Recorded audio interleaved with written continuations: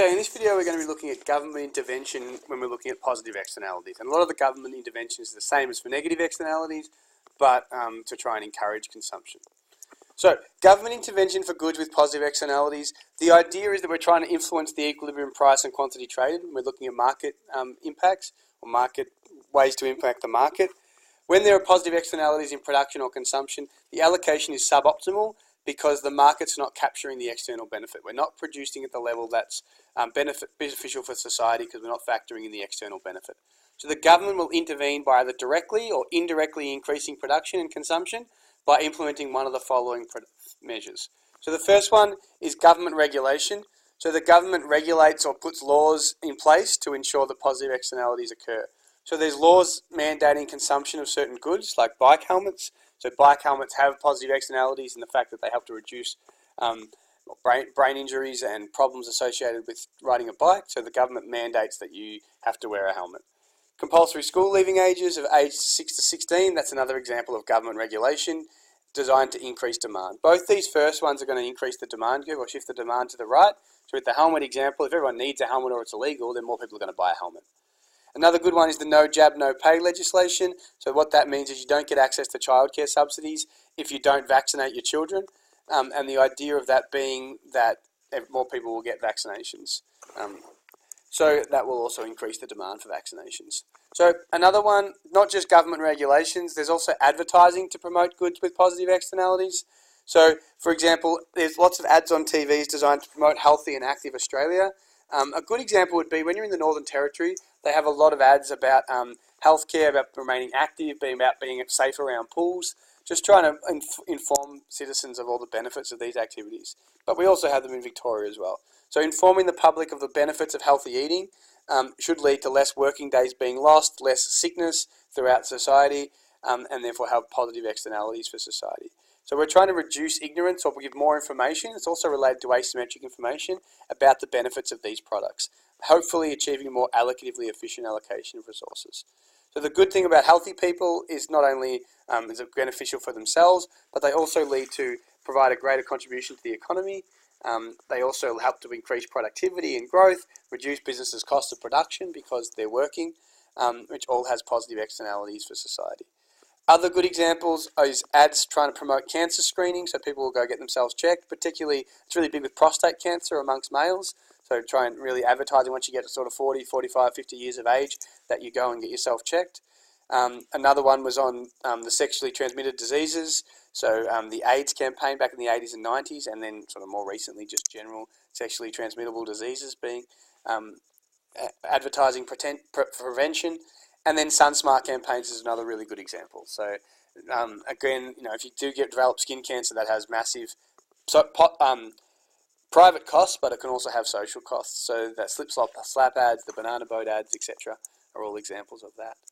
So another thing the government can do is they can give grants to consumers. So grants are basically a subsidy for consumer or cash to consumers, with the idea that it reduces the cost to families of consuming that good or service and should boost production to the more socially optimal level.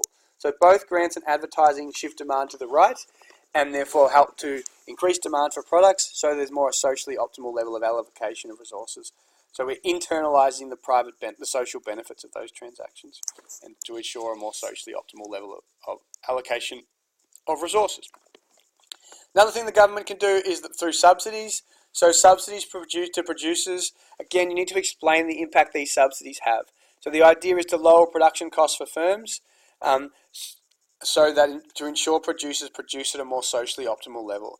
So the idea of the subsidies is to internalise the positive externalities of consumption, essentially shifting the supply curve to the right, leading to a more allocatively efficient allocation of resources. This will lead to more production at any given price level and therefore should help to increase production. So when supply shifts to the right, this leads to a surplus, which then leads to lower prices, and that should help to increase consumption of that particular good or service, and therefore ensure a more socially optimal allocation of resources. Other ways to encourage socially desirable production is through direct production, so the government just directly produces the product. So a good example of that is public schools or public health care, and makes them free for consumers through people's taxes. Another, research grants and tax concessions. So we talked about how research and development has positive externalities. So they can give grants, just give money to businesses, or they can give what we call tax concessions. What that means is that businesses, so say a business is spending $50,000 on research and development. That's an expense which is taken away from their profits. But what they allow them to do is actually allow them to claim a higher expense.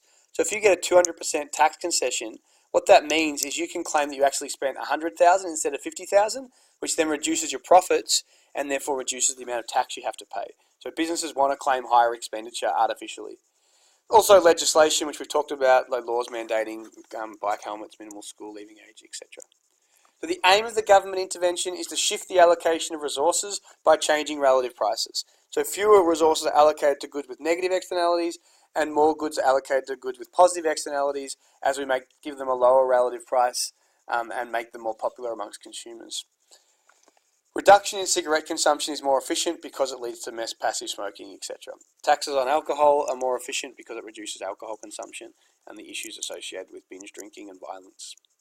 So when you're studying, just remember that there is a close relationship between public goods and goods that have positive externalities. So educational services, for example, has some characteristics of a public good in that non-payers can enjoy some of the benefits and it's non-rivalrous in consumption.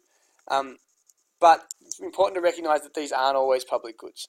They have positive externalities because the benefits are enjoyed by society more generally, but they're not public goods and they can be excludable and they're just under-allocated in a free market, but they are allocated to some extent. One example, so a significant percentage of government expenditures on education. Explain why education is a market failure and how the government intervenes in the provision of secondary schools to overcome this.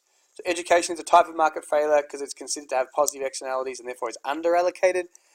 These are benefits enjoyed by third parties. For example, our educated community has benefits for lower crime rates. It can have benefits for the government by collecting more tax, but we only consider the private benefits. So the government steps in and has a minimum school leaving age. They have public expenditure on public schools and they also subsidise private schools. Thank you.